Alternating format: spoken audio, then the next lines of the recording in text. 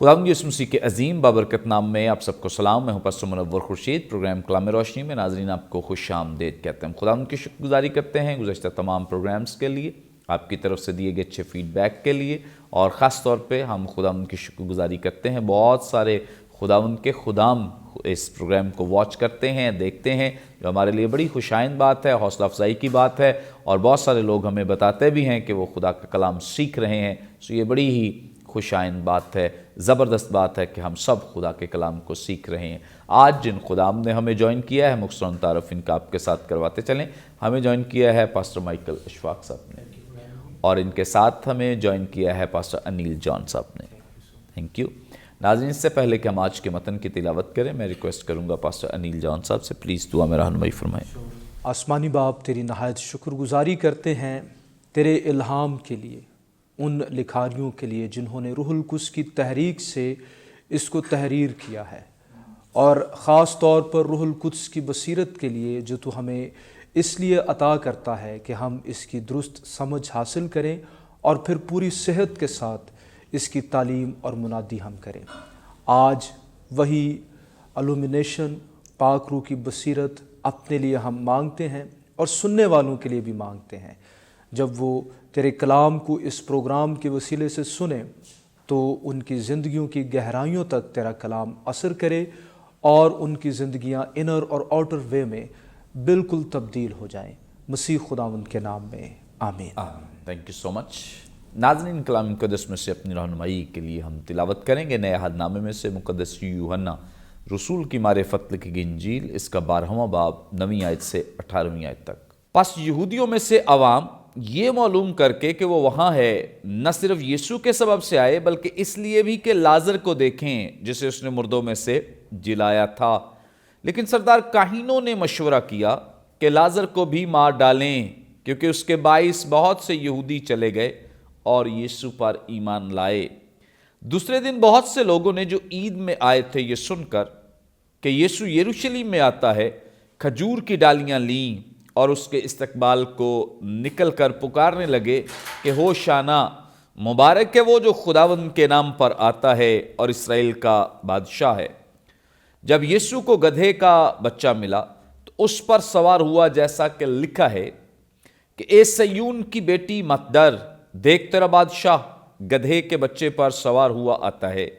उसके शागिर्द पहले तो ये बातें न समझे, लेकिन जब यीशु अपने जलाल को पहुंचा तो उनको याद आया कि ये बातें उसके हक में लिखी हुई थीं और लोगों ने उसके साथ ये सलूक किया था। बस उन लोगों ने गवाही दी जो उस वक्त उसके साथ थे, जब उसने लाजर को कब्र से बाहर बुलाया और मुर्दों में से जिलाया था। इसी सबब से लोग उसके इस्तकबाल को निकले कि उन्होंने सुना था कि उसने ये मौजिज़ा दिखाया है। कलाम मुक़द्दस के पढ़े सुने जाने पे खुदावंद की बरकत हो, आमीन। नाज़रीन, कलाम मुक़द्दस का ये हिस्सा जो अभी आपके सामने तिलावत किया गया है, यकीनन गुज़श्ता प्रोग्राम में भी आपने बहुत सारी नई चीज़ों को सीखा, जाना और बड़ी इन्फॉर्मेशन आप तक पहुंची है। हम इसके लिए खुदावंद की शुक्रगुजारी करते हैं। आज हम इसी इक़्तिबास में से जानेंगे, सीखेंगे, और हमारा ईमान है कि आप बहुत बरकत पाएंगे, बहुत सारी नई चीज़ों का इजाफ़ा आपकी ज़िंदगी में होगा और आपके लिए, आपकी अमली ज़िंदगी के लिए, आपकी स्पिरिचुअल लाइफ के लिए बड़ा ही अहम ये मौका होगा कि आप इन चीज़ों को अपनी ज़िंदगी में अप्लाई करें, इतलाक़ करें, ताकि और ज़्यादा खुदा उनकी कुर्बत में बढ़ सकें। गुफ्तगू का आगाज़ आज हम पास्टर माइकल अशफाक साहब से करेंगे। जी पास्टर साहब, आप हमारी रहनुमाई फरमाएं। यरूशलेम पर हम गुज़श्ता प्रोग्राम में गौर कर रहे थे। तो यरूशलेम तो एक छोटा सा शहर है, बहुत बड़ा हदूद अरबा नहीं है इसका, और आबादी भी बहुत कम है, लेकिन यहाँ पे तो एक बहुत बड़ी भीड़ का जिक्र मिलता है। क्या आप वजाहत फरमाएंगे कि आबादी कैसे ये बढ़ गई एकदम से, कहाँ से लोग आ गए इतने ज़्यादा, और क्या वजह बनी है कि इतने लोग यहाँ पे मौजूद हैं कि वो खुदावंद यीशु मसीह का इस्तकबाल कर रहे हैं? जी, thank you so much. First of all obviously इसका पस मंज़र ईद फ़सा है, और ईद फ़सा वो मोमेंट है, वो इनका एनुअल फेस्टिवल है जहाँ पर ना सिर्फ यरूशलेम के रहायशी और ना सिर्फ इसराइली हदूद के अंदर रहने वाले रहायशी वहाँ पर पहुँच रहे हैं, बल्कि वो सारे यहूदी जो इर्द गिर्द के ममालिक में जो उस वक़्त हैं, رہتے ہیں اور پھیلے ہوئے ہیں، کیونکہ جب بابلی اسیری سے یہ واپس آئے تھے تو یہ تقریباً یہ پھر ساری قوم واپس نہیں پہنچی تھی، بلکہ یہ تتر بتر مختلف علاقوں میں مختلف جگہوں پر ہو گئی اور پھر وہیں پر انہوں نے گروتھ پائی. لیکن اچھی بات یہ ہے کہ ہسٹوریکلی یہ ہمیں ملتا ہے کہ یہ یروشلم سے اسرائیل سے جڑے رہے، اور اسرائیلیوں کی سب سے امپورٹنٹ چیز یہ ہے کہ یہ اپنے لوگوں کو بہت آنر کرتے ہیں.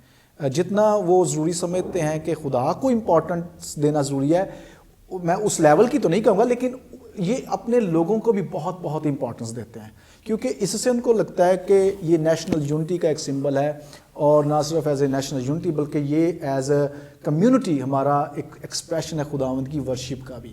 سو اس لیے یہودیوں کو آبویسلی حکم بھی تھا کہ جتنے لوگ 20 سال سے اوپر کے ہیں وہ عید کے لیے پہنچیں اور اپنی قربانیاں اور اپنے ہدیے لائیں اور ان رسومات کا حصہ بنے جو بزرگ موسیٰ سے انہیں ملے اور پھر یہ تھرو آؤٹ اسرائیلی ہسٹری چلتے رہے. سو پہلی تو وجہ اس کراؤڈ کی یہ ہے کہ یہ پوری دنیا سے لوگ آ رہے ہیں. اب یہ آہستہ آہستہ اسی طریقے سے جمع ہو رہے ہیں. اسی طرح اگر جان 6 میں ہم چلے جائیں 6 باب میں تو تب عید فصح کا موقع تھا، اس لیے ہمیں تب بھی لوگ ملتے ہیں کہ وہ آ رہے ہیں اور اس کا حصہ بننے کے لیے ان کی عقیدت جو ہے وہ بہت زیادہ ہے. سو ایک تو وجہ یہ ہے. اب دوسری وجہ یہ ہے یروشلم کی جو آبادی ہے اس عید سے ہٹ کر یا عیدوں سے ہٹ کر جانی جائے تو آبویسلی یہ ایک تاریخی شہر ہے اور اس کی پاپولیشن کو ٹھیک معلوم کرنا تو آبویسلی بہت مشکل کام ہے. لیکن کچھ ہسٹورینز ہیں جو اس کی ایسٹیمیشن دیتے ہیں، اور یہ ایسٹیمیشن ہے، یہ ایگزیکٹ نمبر نہیں ہے، یہ ان کی ایسٹیمیشن ہے. کچھ لوگوں کا کہنا ہے، بیبلیکل آرکیولوجی ایک آرٹیکل ہے، اس میں انہوں نے بتایا ہے کہ یہ مسیح کے دور میں یروشلم کی جو اپنی رہائشی آبادی تھی وہ تقریباً 80,000 کے قریب تھی. ایک رومی مورخ ہے، تاریخ دان ہے، ان کا کہنا یہ ہے کہ تقریباً 6 لاکھ کے قریب تھی. وہ اس کو جمپ کر کے کافی زیادہ لے جاتے ہیں. اور پھر جو ہسٹورین یوسیفس ہے جو یہودی ہے وہ کہتا ہے کہ جس کی آبادی اس سے زیادہ تھی، کیونکہ اس کے مطابق 6,000 تو صرف فریسی ہی تھے. تو ایک فریسی جو تھا وہ کئی علاقوں پہ، یعنی کہ یہاں ایک گروہ جو تھا وہ کئی علاقوں کو واچ آؤٹ کرتا تھا. سو اس لیے اس کے مطابق اس کی زیادہ آبادی ہونی چاہیے. پھر ایک شخص ہے وہ کہتا ہے کہ جس کی آبادی تقریباً 20-25 ہزار ہونی چاہیے. اس کا لاجک یہ ہے کہ یہ پہاڑی علاقہ ہے تو یہاں پہ بہت زیادہ آبادی کا ہونا مشکل کام ہے، اس کی اپنی آبادی کا ہونا. ایک اور اسٹڈی سینٹر ہے، اس کا نام ہے یروشلم سینٹر فار بیبلیکل اسٹڈیز. ان کے مطابق 40,000 کے قریب مسیح کے زمانہ میں یروشلم کی آبادی تھی. سو نمبر چاہے کچھ بھی ہو تو ہم ایسٹیمیشن لے سکتے ہیں 40-50-60 ہزار کے قریب آبادی ہوگی. اب رہی بات عید فصح کی یا عیدوں کی، تو جیسے پاسٹر نیل تھوڑی نے بھی پچھلے پروگرام میں اس کا ذکر کیا کہ یوسیفس جو ہے وہ بیان کرتا ہے کہ تقریباً 2.7 ملین یعنی کہ 27 لاکھ کے قریب لوگ آتے تھے ایک ایسٹیمیشن کے مطابق. سو 25 لاکھ سے 27 لاکھ کے قریب آتے تھے. اب جو دوسرے اسکالرز ہیں وہ اس کو اس طریقے سے ایسٹیمیٹ کرنے کی کوشش کرتے ہیں کہ ان کے مطابق 2.5 لاکھ برے جو تھے وہ عید فصح کے روز ذبح کیے جاتے تھے. ٹھیک ہے، اور ہر برہ جو تھا تقریباً 10 لوگوں کے کو سرو کرتا تھا، کیونکہ جب وہ ظاہری بات ہے اس کو ذبح کیا جاتا تھا پھر اس کا گوشت کھانے کا حکم تھا، تو 10 لوگوں کے لیے وہ کافی ہوتا تھا. آلموسٹ ایک خاندان ہم کہہ سکتے ہیں، رائٹ. سو اگر کلوزلی بھی دیکھا جا سکے تو نمبرز کو ایوریج میں بھی تولا جائے تو اس لحاظ سے تقریباً 2 ملین یعنی کہ 20 لاکھ سے 25 لاکھ کے قریب ہو سکتے ہیں. اٹس این ایسٹیمیشن، کم بھی ہو سکتے ہیں، تھوڑے سے زیادہ بھی ہو سکتے ہیں. یہ ایک رف آئیڈیا ہے بیسڈ آن دا جوسیفس ایسٹیمیشن کہ وہ کہتا ہے کہ 2.5 لاکھ کے قریب جو ہے وہ برے ذبح کیے جاتے ہیں. پھر وہ اور ڈیٹیل بھی دیتا ہے کہ 144 کے قریب جو کاہن ہوتے تھے وہ بروں کو ذبح کرتے تھے. اور بڑی انٹرسٹنگ بات یہ ہے کہ ہر 10 سیکنڈ میں ایک برہ وہ ذبح کرتے تھے، ہر 10 سیکنڈ میں. اتنے وہ ایکسپرٹ تھے، ٹھیک ہے، اتنا وہ تانتا بنا ہوتا تھا. پھر جو لے مین ان کے ہوتے تھے وہ سارا اس کی وہ کھال اتارنا اور گوشت یہ وہ سارا کچھ کرتے تھے. سو وچ از انٹرسٹنگ. یہ تو بڑا اسپیسیفک پلیس پہ ہوتا تھا نا، مطلب ایسا تو نہیں کوئی کہ جہاں جانور مل گیا ادھر ہی ذبح کر دو. جی نو ایسا نہیں تھا. یہ بالکل اس کو ہیکل میں لایا جاتا تھا. کاہن جو تھے اور ایک ایگزامن کرنے کا پراپر اصول تھا، طریقہ کار. بالکل، اور یہ پاس آؤٹ سے پہلے ہوتا تھا. اس لیے مسیح یسوع کی جو انٹری ہے اس کو بھی थियोलॉजिकली एग्जामिनेशन समझा जाता है कि यीशु मसीह भी खुदा का चूंकि बर्रा है तो उसे और वहाँ खुदावंद यीशु मसीह को सरदार काहिन ने अप्रूव भी किया, यस, और फिर पॉलिटिकली भी उसकी वेरिफिकेशन हुई, राइट। वो पैंतुस पिलातुस और ये वो सारे लोग जो क्वेश्चंस किए गए वो इसी मरहले का, बिल्कुल। और थियोलॉजिकली से ऐसे ही अंडरस्टैंड किया जाता है कि जैसे बर्रे की वो एग्जामिनेशन होती थी और काहिन उसे अप्रूव करता था, तो बड़ी अफसोस के साथ ये भी मैं ज़रूर बताऊंगा कि इसी तरह से करप्शन भी हैकल में आ चुकी थी, क्योंकि वो बर्रे ही वो अप्रूव करते थे जो उन्होंने बिजनेस के तौर पे पाले होते थे, इनका अपना बिजनेस होता था, स्पेशल इनके बर्रे पाले जाते थे, तो काहिन अप्रूव इस बर्रे को करते थे जो, तो लोगों की मजबूरी बन गई थी कि वो वहीं पे आते थे, वहीं से बर्रा खरीदते थे, तो वो ओके जी, क्योंकि वो उनके बिजनेस को भी ऐड ऑन कर रहा था। काहिनों की भी मजबूरी थी क्योंकि बिजनेस और सरदार काहिन का था एक्चुअली। बिल्कुल सही कह रहे हैं, और उनके भी स्टेक्स होंगे साथ, उनके भी स्टेक्स होंगे, तो एनी हाउ वो बर्रा ही वही अप्रूव करते थे। सो एनी हाउ मसीह के बारे में ये है कि क्योंकि वो खुदा का बर्रा है तो इसलिए वो सरदार काहिन इन्वॉल्व है, दूसरे लोग हमें इन्वॉल्व इस सारे प्रोसेस में मिलते हैं। एंड थैंक गॉड कि हमारा जो बर्रा है ये सिनलेस है, बेगुनाह है, और उसका कुफारा जो है वो कामिल है। और भी इसके बारे में काफ़ी बातें की जा सकती हैं, लेकिन 3 बातें क्विकली मैं ज़रूर कहना चाहूँगा बर्रे के बारे में। 3 चीज़ें। नंबर 1, ये आपका अपना बर्रा होना चाहिए जिसे आप ला रहे हैं उसको सेक्रीफाइस करने के लिए, ताकि आप इसका पोर्शन खाएं, और सबसे इंपॉर्टेंट कि आपने इसका गोश्त खाना है, ठीक है। इसलिए जो मसीह की शायरबानी ये मसीही हलकों में बहुत बहुत अहम है कि जो लोग इसमें शामिल नहीं होते, मसीह ने कहा वो मेरे साथ शामिल नहीं है, मेरे दुखों में शामिल नहीं है, मेरी ज़िंदगी में शामिल नहीं है। सो आप पास ओवर का वो जो खाना होता था उसमें वो खाते थे। सेकंड, जो पास ओवर का ये जो बर्रा होता था ये कवनेंट का इजहार है कि जब आप इसे खा रहे हैं तो आप खुदा के साथ कवनेंट में हैं, रिलेशन में हैं। और तीसरी अहम बात ये होती थी कि ये आपका अपना चुना हुआ बर्रा होता था और किसी के बर्रे में आप शामिल नहीं हो सकते। इसलिए मैं ज़रूर चाहूँगा जो किसी के बर्रों में भी आज शामिल होते हैं ऐसा ना करें, दूसरों की खिदमत को लेने की कोशिश करते हैं या मुख्तलिफ तरीक़ों से दूसरों के बर्रों को हथियाने की कोशिश कर रहे हैं। Stop doing that.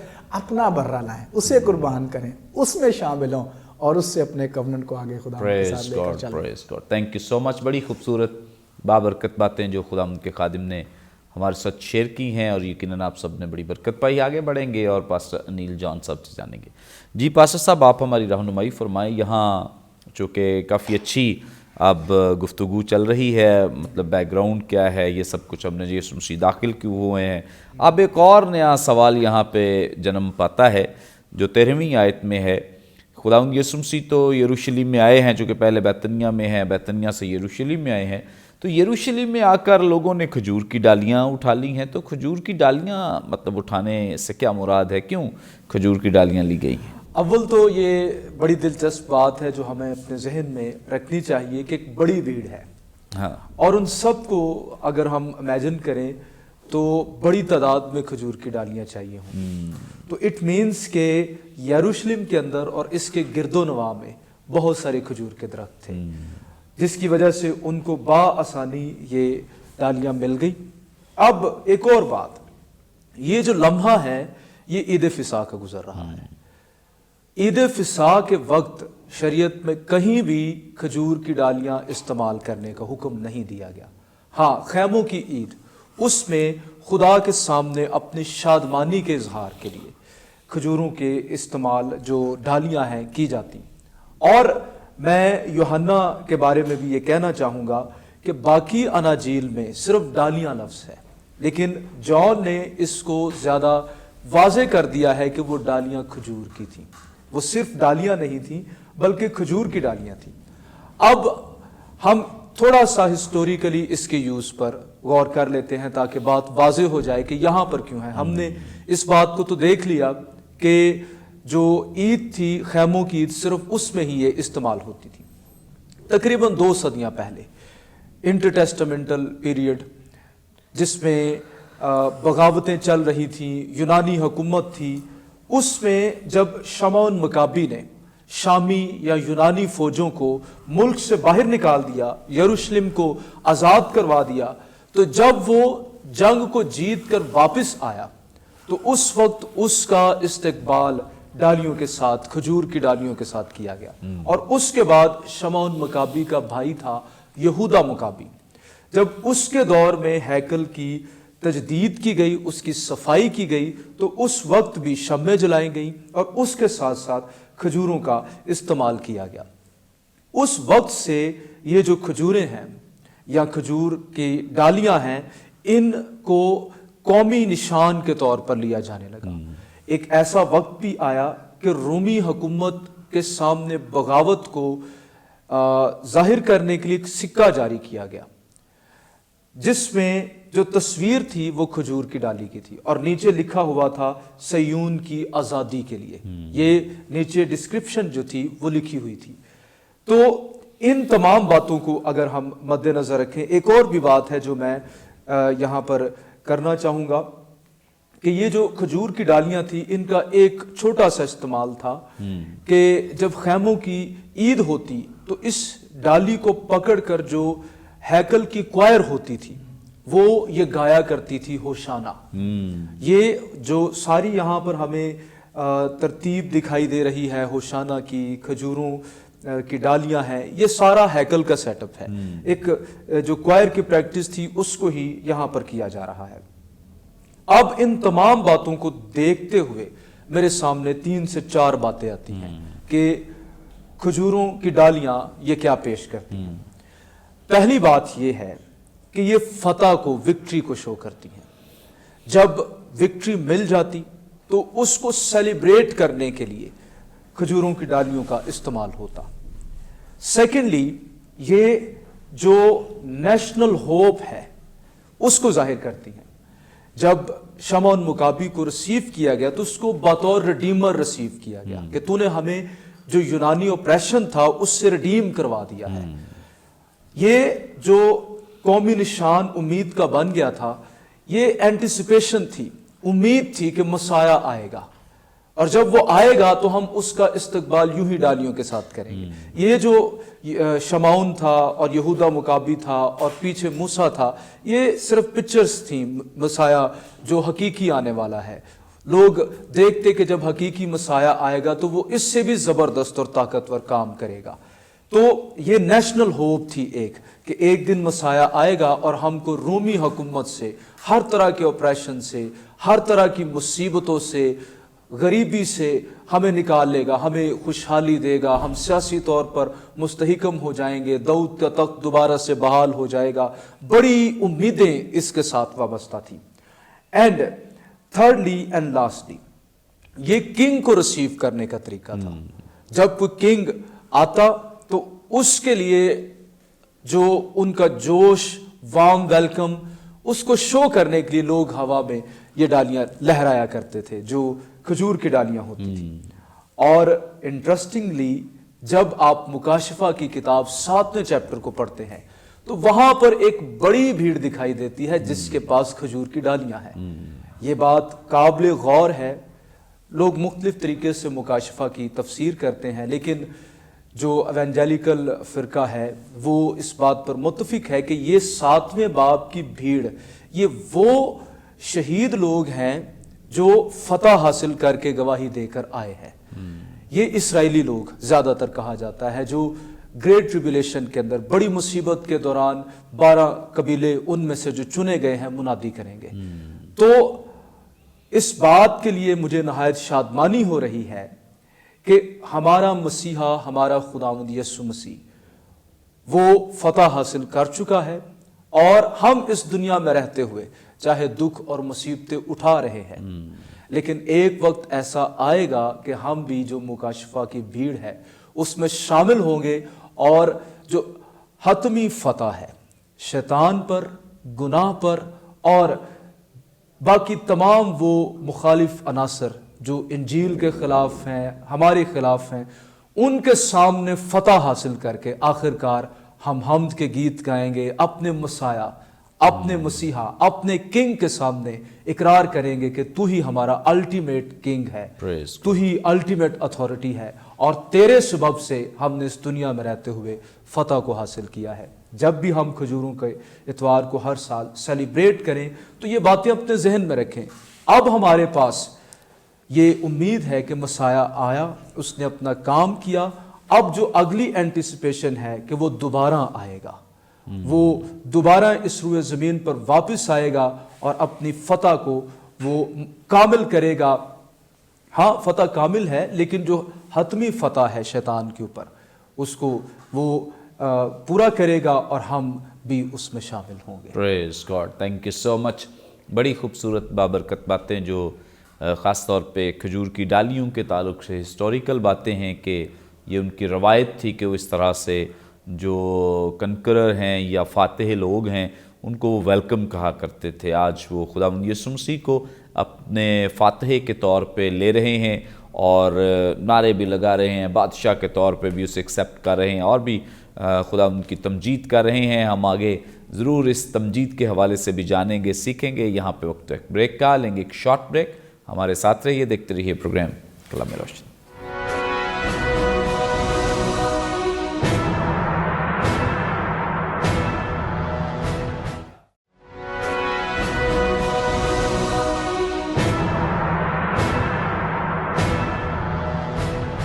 Welcome back ناظرین, آپ دیکھ رہے ہیں پروگرام کلام روشنی. بریک پر جانے سے پہلے بڑی خوبصورت بابرکت باتیں جو خدا ان کے خدام ہمارے ساتھ شیئر کر رہے تھے. آگے بڑھیں گے, پاسٹر مائیکل صاحب سے جانیں گے. پاسٹر صاحب آپ ہماری رہنمائی فرمائیں. یہاں خداوند یسوع مسیح جب یروشلم میں داخل ہوئے ہیں, لوگوں نے کھجور کی ڈالیاں لی ہیں اور دیگر جو باقی اناجیل ہیں ان میں تو کپڑوں کا بھی ذکر ہے کہ کپڑے بچھائے گئے راستے میں اور درختوں کی ڈالیاں بھی لی گئی ہیں. لیکن یہاں ایک اور بات کا جو اضافہ ہمیں ملتا ہے کہ ہوشانہ کا نعرہ لگا ہے. کیا مطلب ہے ہوشانہ کا اور یہ نعرہ کیوں لگایا جا رہا تھا؟ جی thank you so much. Obviously ایک پروسیشن کا جو ہے وہ سلسلہ ہمیں نظر آ رہا ہے. لوگ یروشلم میں آ رہے ہیں اور مسیح یسوع کی اس انٹری کو بھی ہم ٹرائمفل یا فتح مند جو داخلہ ہے آخری مسیح یسوع کا یروشلم میں ہمیں ہوتا نظر آ رہا ہے. ایک بڑی بھیڑ ہے اور بیسیکلی جو پاس اوور تھا یا عید فصح تھی, اس پر جو پرستش کا یا مزمور جو گائے جاتے ہیں آبویسلی ان کا اپنا کلام ہی تھا یہودیوں کا بائبل میں سے, اور یہ بیسیکلی خصوصی طور پر عید فصح پر اور عید قیام کے موقع پر ہلیل سانگس یا سام جنہیں کہا جاتا ہے, تعریف, حمد و ثنا, مدح سرائی کے جو مزمور ہیں خداوند کو جو ڈیڈیکیٹ ہیں, اور خصوصی طور پر ان سامز میں یا ان زبوروں میں نجات کا بڑا جو ہے وہ اپیل کی گئی ہے. یہ جو زبور ہیں 113 سے لے کر 118 تک یہ زبور ہیں جنہیں حمد و ستائش کے زبور کہا جاتا ہے. اور اسرائیلی جو تھے یہ عید فصح کے موقع پر اور عید قیام کے موقع پر ان گیتوں کو گاتے تھے, اور ان کا بنیادی مقصد یہ تھا کہ جو نجات وہ خداوند کی طرف سے جس کے منتظر ہیں اس کو وہ پروکلیم کر رہے ہیں کہ خداوند تو ہمیں بچا, تو ہمارا نجات دہندہ ہے. اس میں روحانی اور سیاسی دونوں طرح کا ایلیمنٹ شامل ہے. جو لفظ ہوسانہ ہے, یہ گریک میں ہوسانہ ہے جس کا ترجمہ ہوشانہ ہے. یہ عبرانی اور رامی زبان کی ٹرانسلیٹریشن, یعنی کہ اس میں عبرانی میں بھی ایسے ہی لفظ موجود ہے جس کا بنیادی مطلب ہے سیو اس یا ہمیں بچا. اور اس کا ڈائریکٹ لنک جو ہے وہ زبور 118 اس کی 25ویں اور 26ویں آیت سے یہ بیسیکلی الفاظ لیے گئے ہیں. اگر ہم زبور 118 میں چلے جائیں تو بیسیکلی وہ ایک استدعا ہے, دعا ہے اور مناجات ہے خداوند کے حضور, منت ہے اس کے حضور کہ خداوند تو ہمیں بچا, کیونکہ تو ہمیں بچا سکتا ہے, اس لیے ہماری آنکھیں تیری طرف لگی ہوئی ہیں, اس لیے تو ہمیں پروٹیکٹ کر, ہمیں ہر طور سے. اس میں جیسے پہلے بھی ہم بات کر چکے ہیں کہ پیس کا مطلب کیا, ہولنس, کمپلیٹ پروٹیکشن, ٹھیک ہے. تو ہوسنا جو سیو کا لفظ ہے یہ بھی اسی طریقے سے نہ صرف روحانی بیسیکلی اس میں شفا کا یا نجات کا ایلیمنٹ ہے, بلکہ اس میں جسمانی جو پروٹیکشن ہے, جسمانی جو ہماری ضروریات ہوتی ہیں یا پروویژنز ہمیں روزمرہ کی زندگی کے لیے ریکوائرڈ ہوتی ہیں, وہ تعلقات کے لیے ہوں, چاہے وہ خاندان کے لیے ہوں, چاہے وہ مٹیریل برکات ہوں یا ایموشنل ہوں یا اور بھی چیزیں, یعنی کہ کمپلیٹنس جو اس میں شامل ہوتی ہے. تو نجات کا جو ایلیمنٹ ہے یہ بھی اس میں شامل ہے. اگر ہم گریک کو غور سے اسٹڈی کریں تو بہت سے جگہ پر نجات کے لیے لفظ سوزو استعمال کیا گیا ہے, ٹھیک ہے, جس کا مطلب ہے کمپلیشن, اور ایسی نجات جو نہ صرف روح سے تعلق رکھتی بلکہ آپ کی جان سے بھی تعلق رکھتی ہے, جس میں آپ کی مرضی شامل ہے, آپ کے جذبات شامل ہیں اور آپ کی جو ذہن شامل ہے. تو اس کی ہیلنگ کو بھی کمپلیٹ آئیڈیا بیسیکلی اس میں ہوسانہ کے نعرے میں بھی شامل ہے. اور امپورٹنٹ چیز یہ ہے کہ یہ جو جب آیت ہم پڑھتے ہیں تو اس میں 3 بڑی اہم باتیں ہیں. ایک تو ہوشنا کا نعرہ لگایا جا رہا ہے, دوسرا کہا جا رہا ہے مبارک ہے تو جو خداوند کے نام پر آتا ہے, اور تیسرا مسیح یسوع کو کہا جا رہا ہے اسرائیل کا بادشاہ. اوکے, سو پہلی جو 2 باتیں ہیں آبویسلی یہ یہوے کے لیے چیزیں ایسوسیٹڈ ہیں, اس کے لیے مختص ہیں کہ صرف یہودی یہوے کو کہہ سکتے ہیں کہ ہمیں بچا, ہمیں رہا کر, ہمیں جو ہماری ارد گرد کی قومیں ہیں, جو جنگ و جدل ہے, سیاسی کیوس ہے, یا اندرونی بھی جو معاملات ہیں, اگر ہم ہسٹری کو پڑھیں اسرائیل کی تو ان کی اپنی ہسٹری بھی کوئی خاص نہیں ہے, بہت کوئی شاندار یا چمکتی ہوئی نہیں ہے. خصوصی طور پہ اسرائیل کی ہسٹری کو دیکھیں تو ان میں بہت سے بدکار بادشاہ جنم لیتے رہے جو اپنی قوم کو ستاتے رہے, اور ہر طریقے سے انہوں نے اپنے سیاسی مفادات کے لیے ہر طرح کے وسائل کو استعمال کیا.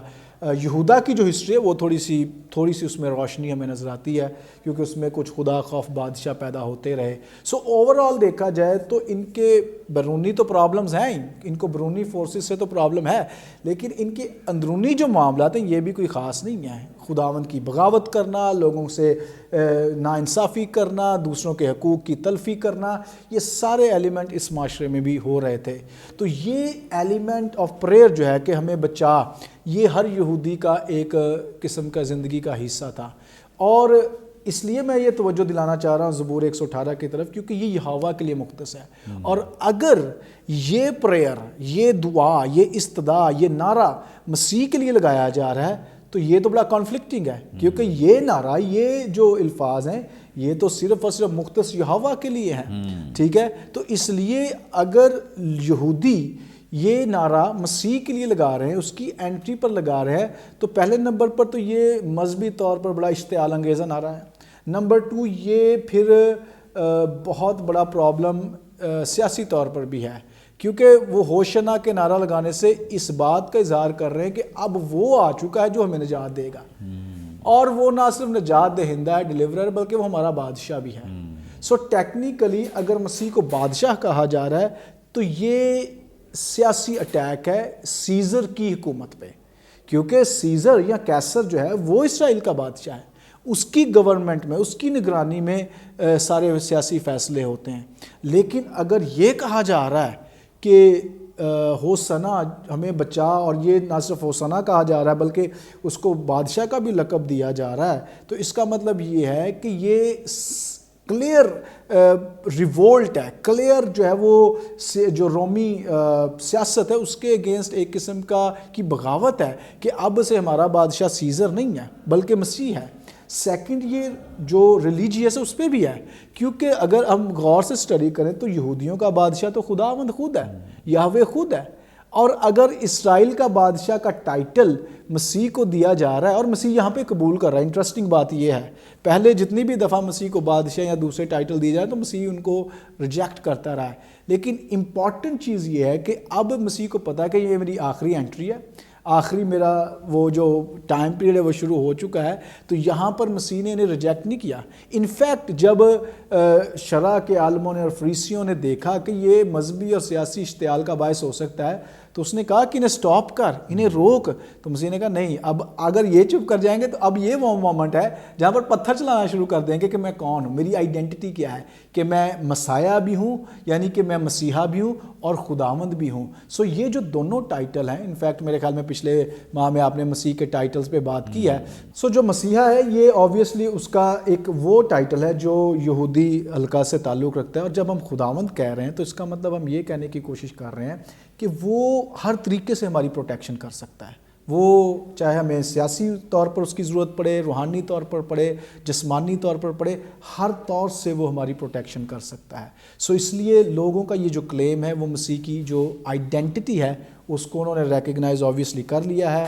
اب یوحنا یہی چاہتا ہے کہ جب وہ لازر کو زندہ کیا ہے تو اب وہ سارے ایونٹس کو اسی طرف لے کر جا رہا ہے جو مسیح کی شناخت سے تعلق رکھتے ہیں, اس کی خداوندیت سے تعلق رکھتے ہیں, اور وہ چاہتا ہے کہ ریڈر اب اس بات کو جان لے کہ وہ خداوند بھی ہے اور وہ مسیحا بھی ہے. پریز گاڈ, تھینک یو سو مچ. بڑی خوبصورت بابرکت باتیں جو خداوند کے خادم نے مرصد شیئر کی ہیں, اور یقیناً خداوند یسوع مسیح کے تعلق سے آج جب وہ اتحاد کر چکے ہیں, خداوند یسوع مسیح کو بادشاہ کے طور پہ بھی لے رہے ہیں, نجات دہندہ کے طور پہ بھی لے رہے ہیں. آگے ہم اور اس کی ڈیٹیل جانیں گے, سیکھیں گے, گفتگو میں آگے بڑھیں گے اور پاسٹر انیل جان صاحب سے بھی جانیں گے. جی پاسٹر صاحب, آپ ہماری رہنمائی فرمائیں. یہاں پر خداوند یسوع مسیح کو نہ صرف ہوشانہ کے نعروں سے استقبال اس کا کیا جا رہا ہے, بلکہ خداوند یسوع مسیح کو بطور بادشاہ بھی وہ کنسیڈر بھی کر رہے ہیں, نعرے بھی لگا رہے ہیں.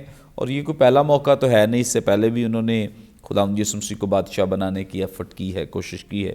تو کیا سمجھتے ہیں خداوند یسوع مسیح کو بادشاہ کیوں بنا رہے ہیں؟ جی, اس سوال کے جواب کے لیے ہمیں جو گزشتہ بات ہے اس سے تھوڑا سا وابستہ ہونا ہوگا. یہ جو نعرہ ہے ہوشانہ کا, یہ یقیناً جیسے بتایا گیا کہ یہ زبور 118 کی 25 آیت میں یوں ہی موجود ہے. وہاں پر ہوشانہ لفظ لکھا ہوا ہے. تو جب یہ نعرہ لگایا جاتا تھا, اس کے پیچھے ان کی تھنکنگ کیا ہوتی تھی, بہت ساری چیزیں واضح کر دی ہیں, لیکن چند ایک اور باتوں کا اضافہ میں کروں گا. یہ وہ گیت تھا جو ہر عید کے ہر روز ہیکل کی کوائر گایا کرتی تھی. یہ ان کی امید کو ظاہر کرتا تھا. اور اس پورے زبور کو جب ہم پڑھتے ہیں تو یہ داؤد کے لیے گویا ایک دعا نظر آتی ہے, اس کو مبارک کہا جا رہا ہے. تو جب پہلی بات اس میں یہ ہے کہ وہ ہوشانہ کا نعرہ لگا رہے ہیں, تو وہ یسوع مسیح کو, خداوند یسوع مسیح کو وہ بادشاہ تسلیم کر رہے ہیں, اور یہ بھی تسلیم کر رہے ہیں کہ تو داؤد کی نسل سے ہے اور تجھ پر خدا کی برکت ہے, تجھے ordain کیا گیا ہے کہ تو ہمارا مسایہ. مسایہ کا مطلب بھی مسا کیا ہوا ہے. تو سب سے پہلا نقطہ جو اس میں اس نعرے کو لے کر آتا ہے, وہ اس لیے خداوند یسوع مسیح کو بادشاہ بنانا چاہتے تھے کیونکہ یہ بات پوری طرح مینٹین ہو چکی تھی کہ یہ جو یسوع ناصری ہے یہ ابن داؤد ہے, یہ داؤد کے قبیلے سے ہے. اور جو متی ہے وہ تو شروع ہی نسب نامے سے کرتا ہے. اس وقت کوئی بھی شخص دعویٰ کر سکتا تھا کہ میں داؤد کا بیٹا ہوں, میں بادشاہ بن سکتا ہوں, لیکن اس میں ایک بات جو سینہیڈرن کے لوگ مانگا کرتے تھے, اپنا حسب و نسب دکھا. اور سینہیڈرن کے پاس سارا حسب و نسب موجود ہوتا تھا. اگر اس کا ریکارڈ برآمد نہ ہوتا تو وہ اپنے اس دعوے میں پورا نہیں اتر پاتا تھا. اب یسوع مسیح کے لیے یہ بات تصدیق کر دی گئی ہے کہ وہ ابن داؤد ہے, اس لیے وہ ایلیجیبل ہے کہ اس کو بادشاہ بنایا جائے. لوگوں کے ذہن میں بھی یہی بات ہے, اس لیے وہ بادشاہ بنانا چاہتے ہیں. اب ان پر ایک ادومی بادشاہ حکومت کر رہا ہے, ہیرودیس, رومی حکومت ہے.